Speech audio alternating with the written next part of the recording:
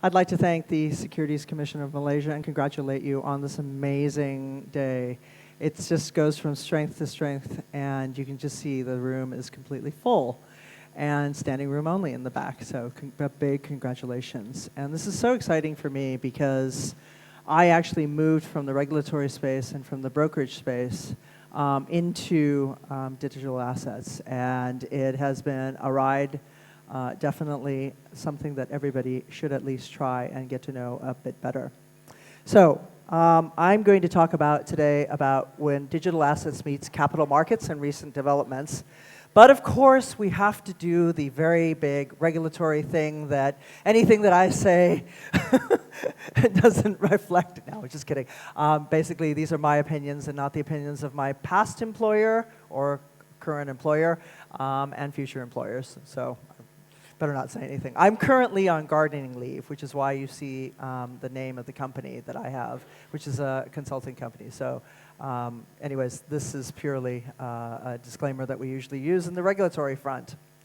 So I actually left Hong Kong Exchanges and Clearing after setting up the regulatory compliance function there.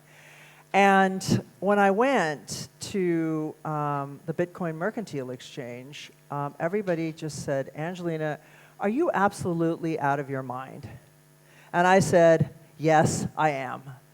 And, but you know, for the year that I've been doing this, it has been the hardest slog and the most complicated slog that I've ever had, but it's been the most exciting.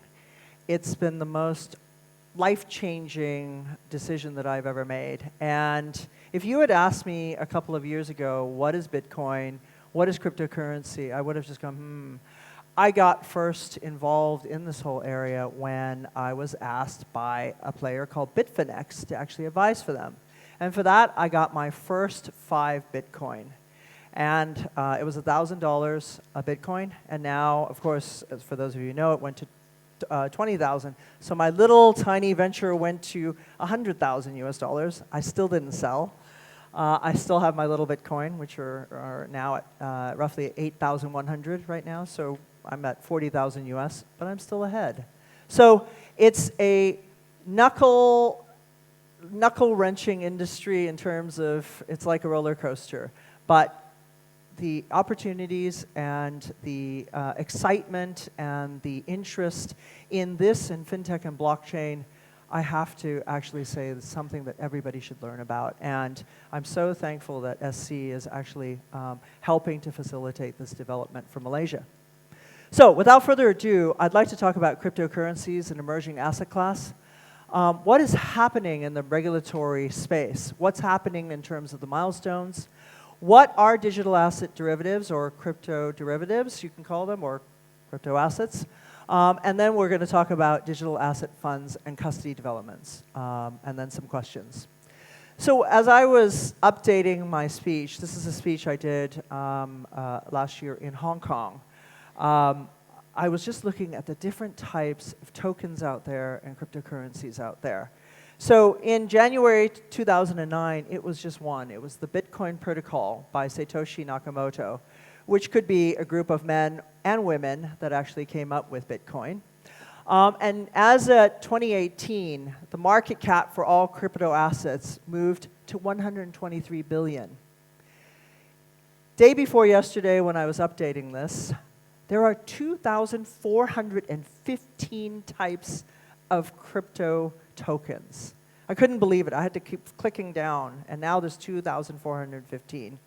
And you know what? The market cap now is 217 billion US dollars just in crypto derivatives and crypto tokens, crypto assets.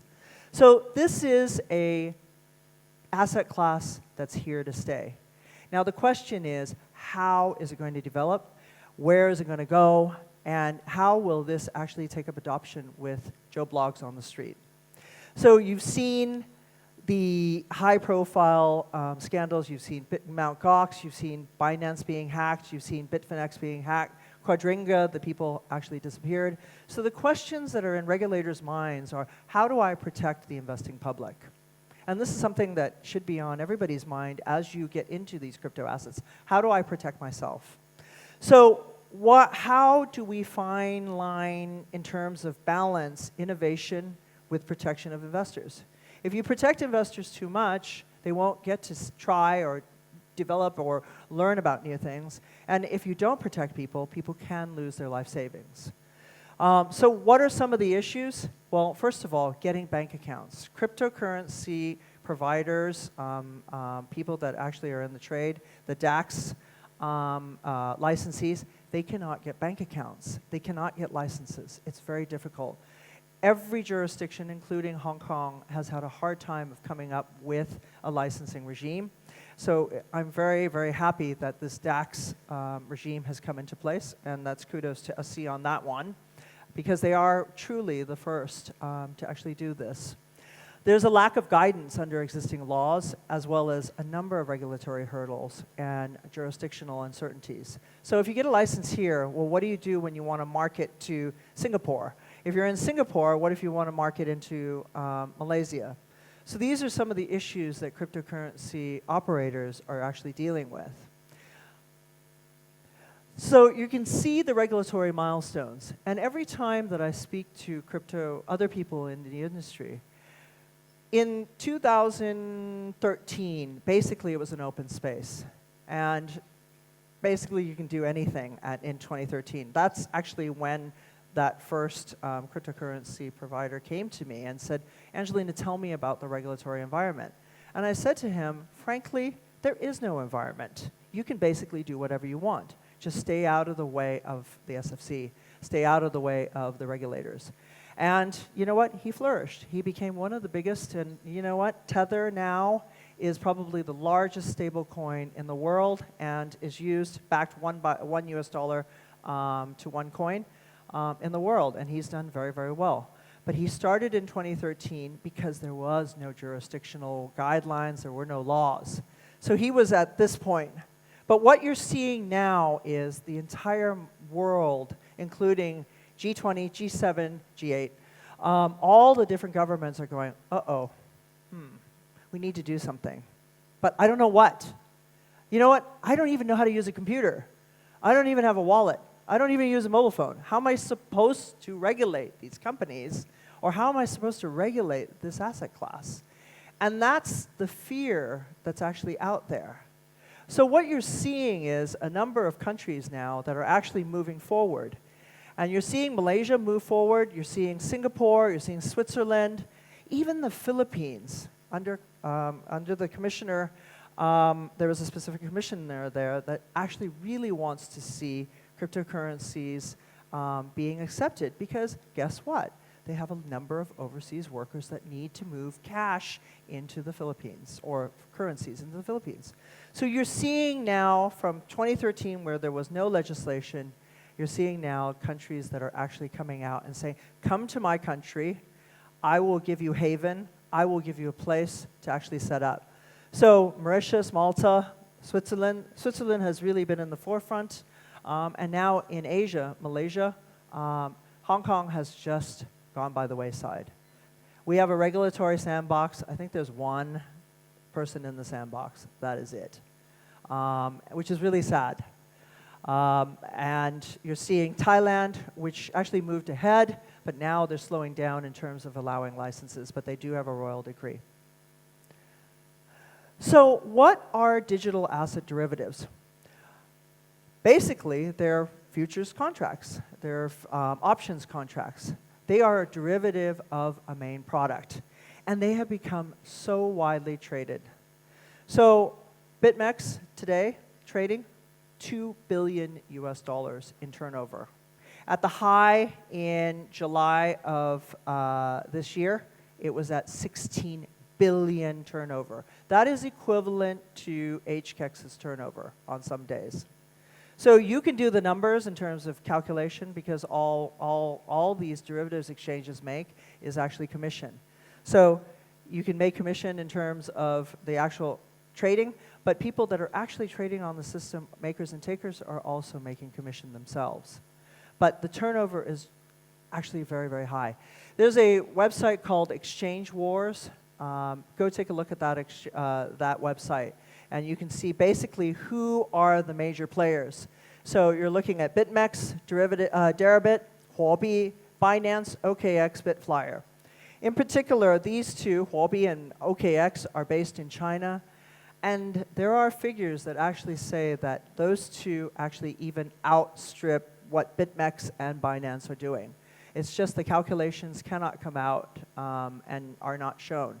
But in China, the trading of Bitcoin as well as digital asset derivatives is huge.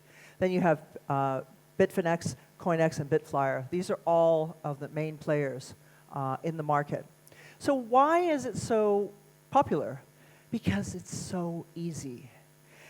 It replicates the underlying spot market, so you don't actually have to go figure out, set up a wallet. Well, you do have to set up a wallet, but you don't actually have to hold it. You can trade it for a period of time. But the big thing that makes it popular is the enhanced leverage. I can basically put 1 Bitcoin in to trade on BitMEX, and I can choose between no leverage, or I can choose 100 times leverage.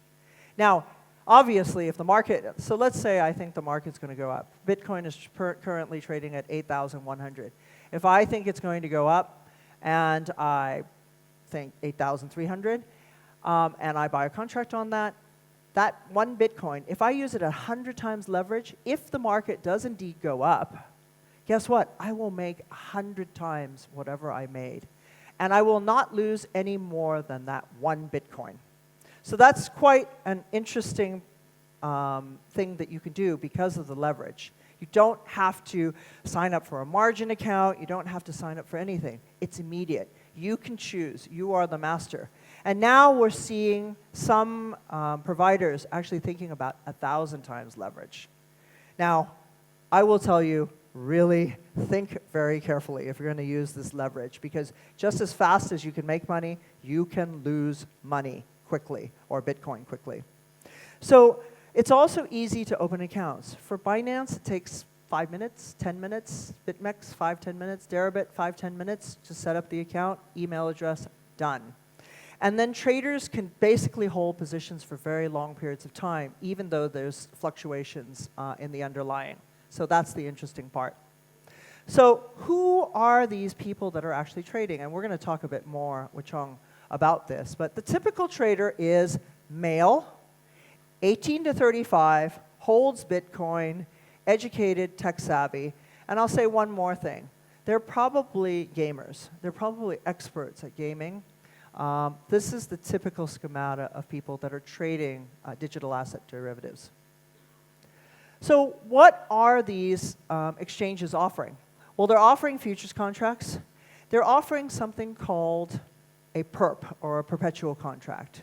Now, this is the interesting asset class that has come out with digital asset derivatives, and we'll talk a bit more about them.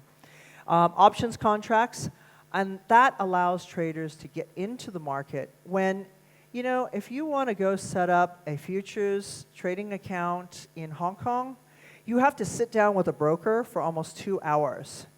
And they have to go through KYC, they have to go through suitability, and so on and so forth. And as I said, with a digital asset exchange, you can actually set up in a couple of minutes. And that's been basically one of the biggest growth providers for this industry.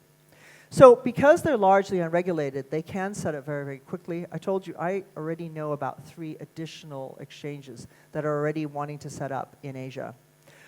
They attract traders that really want to hedge or actually want a naked trade, basically. They don't have the underlying Bitcoin, but they want to trade.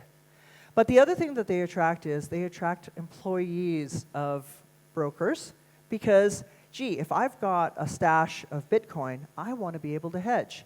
And I don't have to report it to my securities firm that I work for. I can trade. This is usually not a reportable asset that can be manipulated.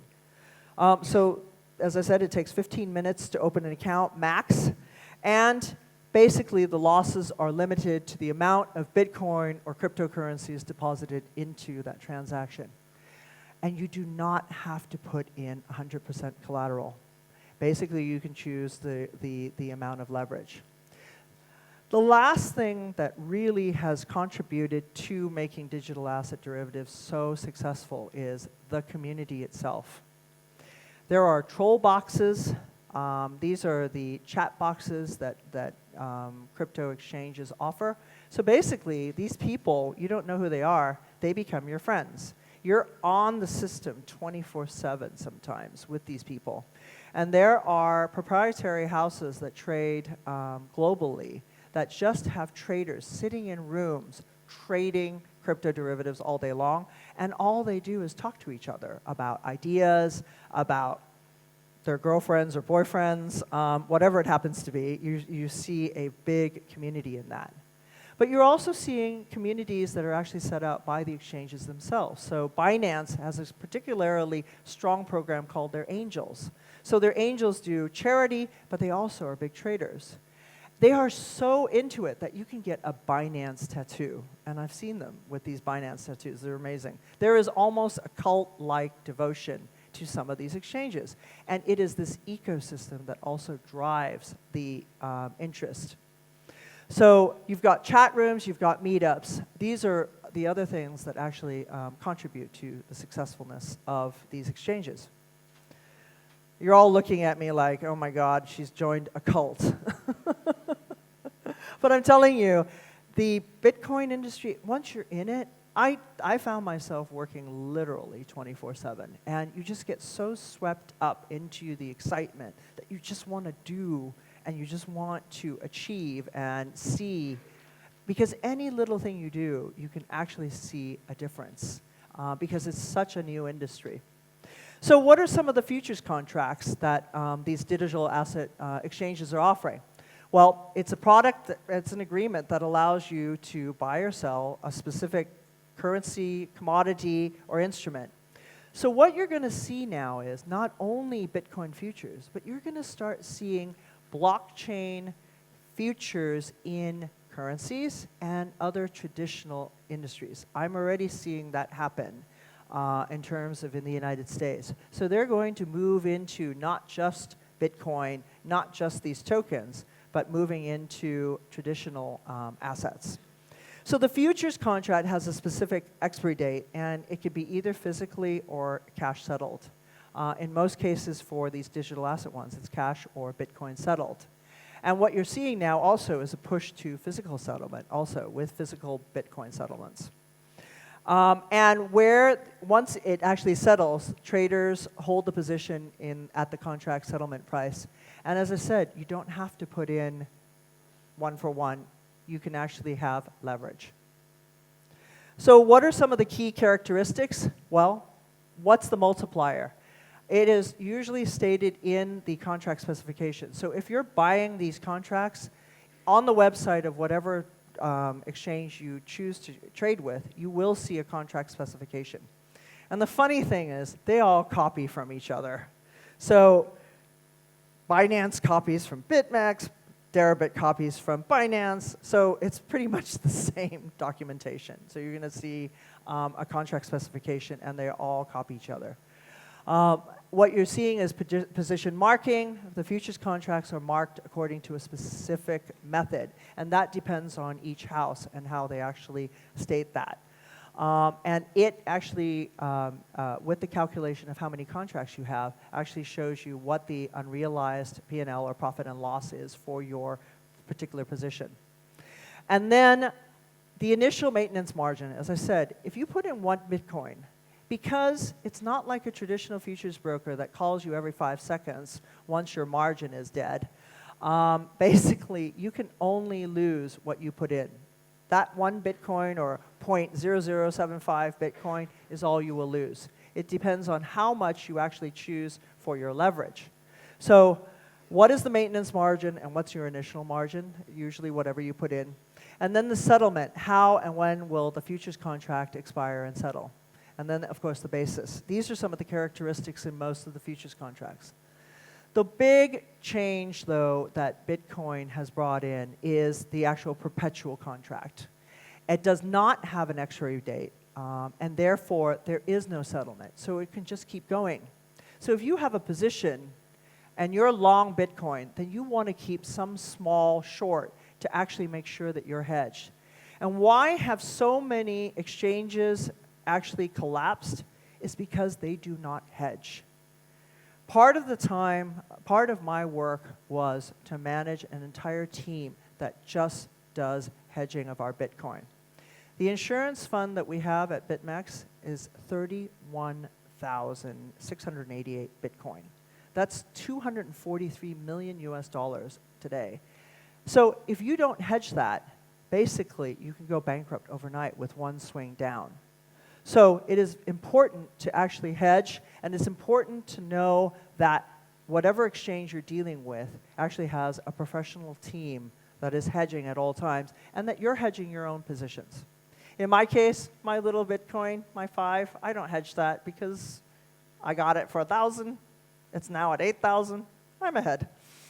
And I'm not going to pay. I'm not going to trade.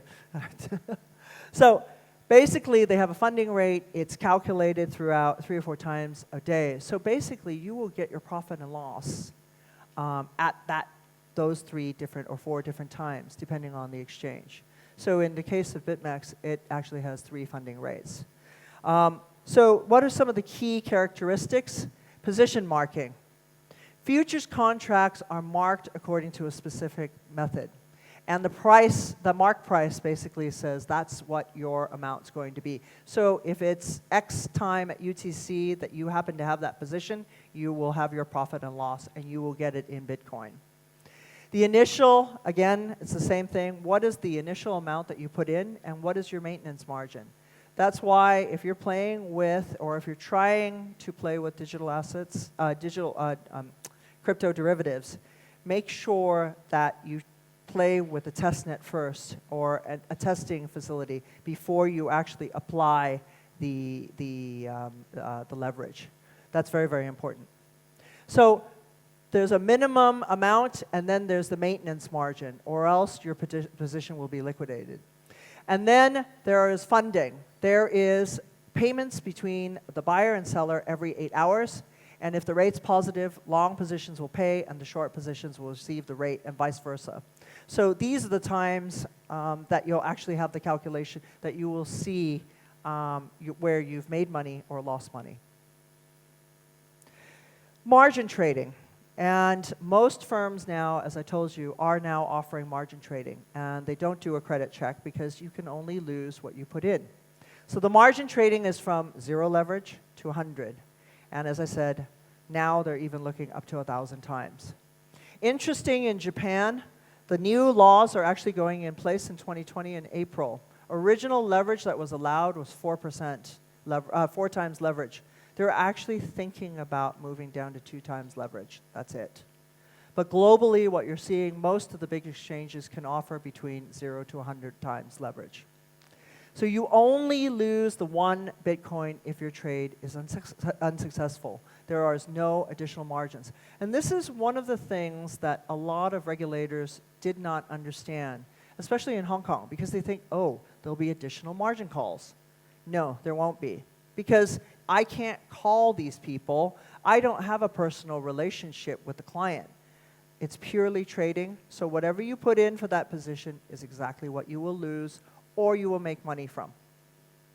So traders can go long or short by buying or selling the contracts, and speculators are just going to be using it for naked short positions or naked long positions.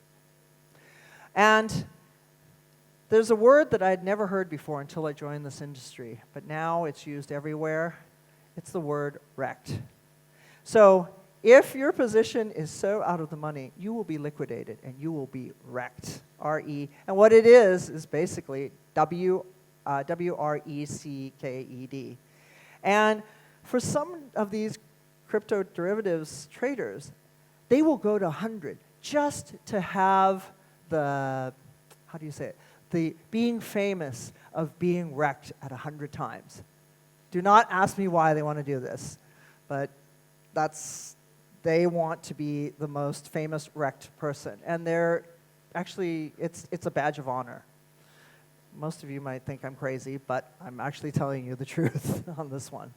So some of the contracts, when BitMEX was actually formed, one of the three founders had to come up with a naming convention, because at the time in 2016, there was no naming convention.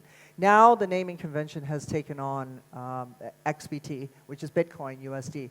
So this is the perpetual contract that allows you at any time to know how much Bitcoin is actually trading at.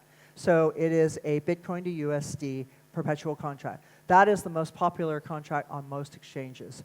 The second most popular is Ethereum to USD perpetual contract. So at any time, you can basically see where is the price of Bitcoin. And it's not just spot exchanges anymore. So what you're seeing is a lot of exchanges are actually using their indices and not selling them, but they're actually conglomerating them and preparing indices. So you can see these have been the most popular contracts. These are other ones that are actually futures contracts. So again, a naming convention comes into place. So this is EOS. So you're betting on what EOS, which is a stable coin, at December 2019 is going to be trading at. Or you're betting what is Ethereum at December 2019 is trading at, or Tron at December 2019. These are some of the contracts that are out there now that are very, very popular. So you can see these are the types of contracts and naming conventions that have had to come up because there was nothing before.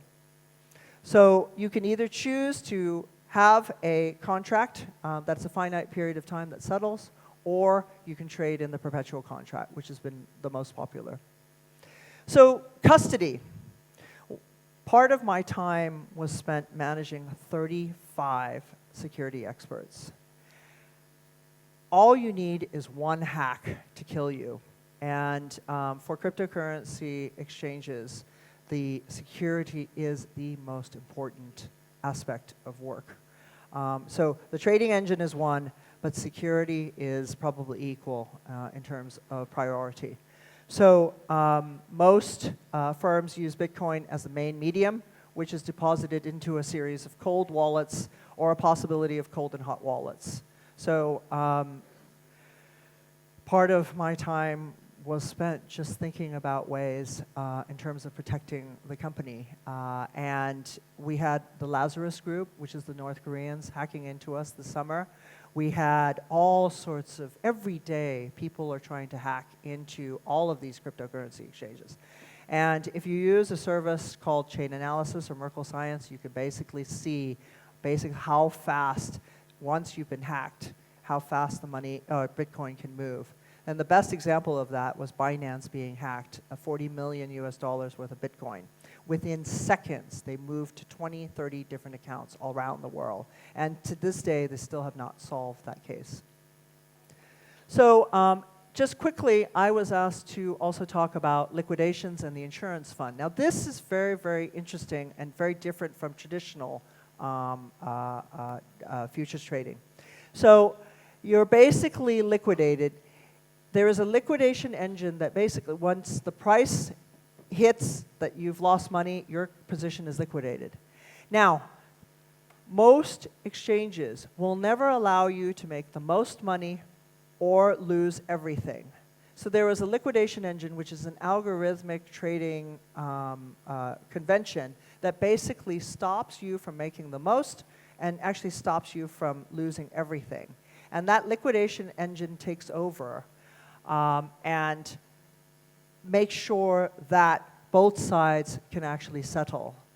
And what you're seeing is anything that's left over goes into an insurance fund.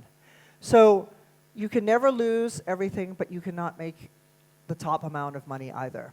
And that's what protects most cryptocurrency exchanges. And when the guys, our founders at BitMEX, actually came up with this idea, it was a way to protect the exchange. So they came up with this insurance fund of how to avoid and making sure that people do not lose everything and making sure that both sides are matched. So the insurance fund grows every single day because the auto-deleveraging or the liquidation actually occurs, and those funds are actually deposited in the insurance fund. Most firms should now start auditing through an independent auditor. So in the case of our firm, it was BDO that did our audit, and they actually had to go through the insurance fund. So right now, 31,000 Bitcoin are sitting in the insurance fund right now to cover any liquidations that actually do not have enough money out there. But actually, it grows every day because every day the calculations get everybody out of their transactions very quickly. Okay. Digital assets funds. Now, this is an area that's actually growing, but as I talk to different people, there are more losers than winners in this industry.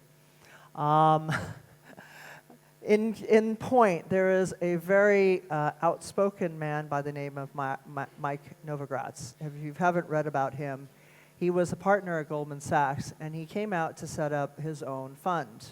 And he talks about everything. He's in the public quite often. But he actually formed something called the Galaxy Digital Crypto Fund. Last year, they lost $272 million. And how did he do it? In holdings in Bitcoin. Now, for those of you who haven't noticed, Bitcoin went up from 3,000 to 16,000.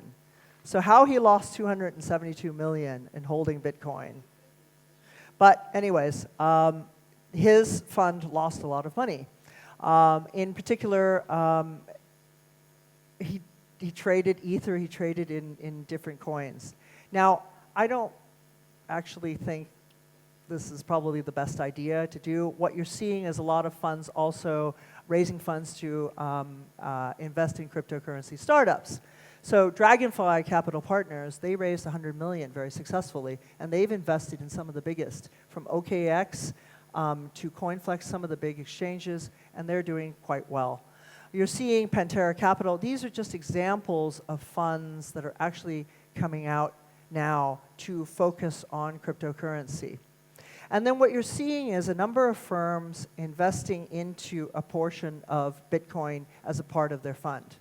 Now, a lot of securities commissions are now grappling of how to regulate this. In Hong Kong, if you're an actual fund manager and you've been licensed under Type 9, you can go to the SFC and say, I would like to have a portion of my assets in digital currencies.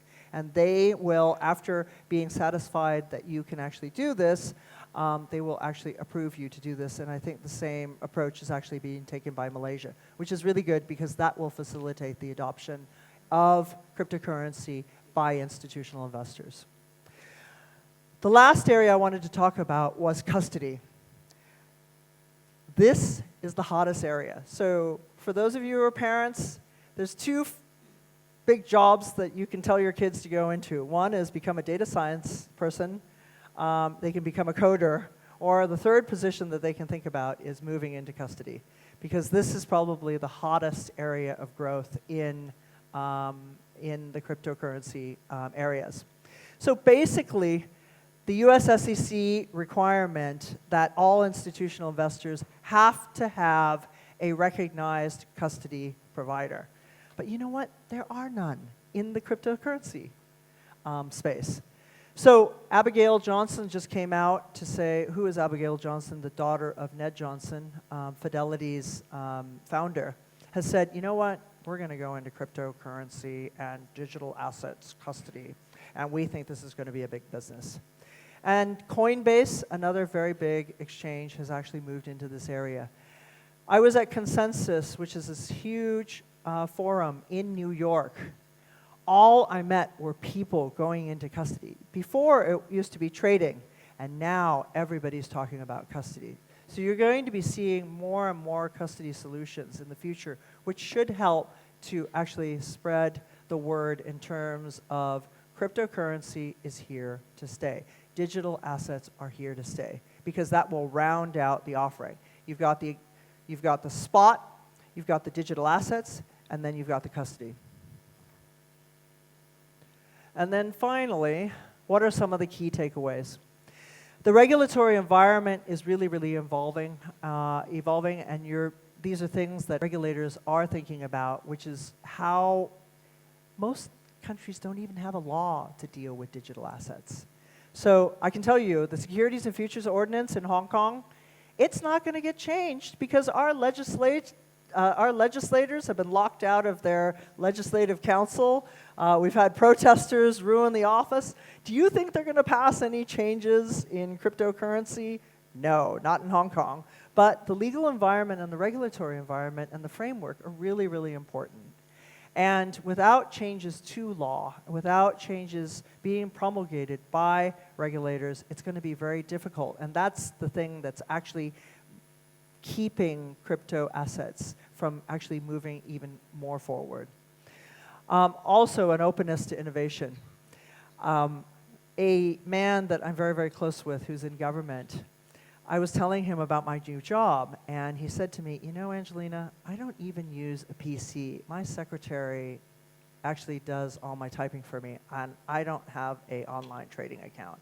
And I went, oh, okay. He's the person that's actually writing the legislation or actually promulgating stuff in Hong Kong. So I'm a little bit worried. In terms of some of the issues, digital asset derivatives are very popular, and they're here to stay. But there's no licensing regime right now. So basically, you're going to have to look at the reputation of the exchange, and you're going to have to look at how safe are they. And you should be asking, you can ask the customer service team, well, what do you have out there? What controls are in place to make sure that I won't lose my Bitcoin that I've deposited? And that's why most of the digital asset exchanges will tell you, as soon as you finish trading, move your Bitcoin out. So, two-factor, move your Bitcoin out, protect yourself as investors. That's very, very important. Traditional finance players cannot get into this space. Why? Because if your Hong Kong exchanges and clearing, first of all, I was the head of compliance there. I set up the compliance department. If I went to the SFC and said, you know, Rico Leung, head of markets division, I'd like to help HKEX put in a cryptocurrency derivatives exchange. And he'd say, Angelina, are you out of your mind? There's no way you can do this. So how do you actually convince them to actually come up with a licensing regime? And for those traditional players that have to follow the licensing regimes of an exchange or a broker, it's very, very hard for them to actually move into a space that's unregulated because the regulator will not allow you to get into that space. And we'll talk a bit more with Zong about that. And then the existing regulations may not apply to innovations, and they don't right now.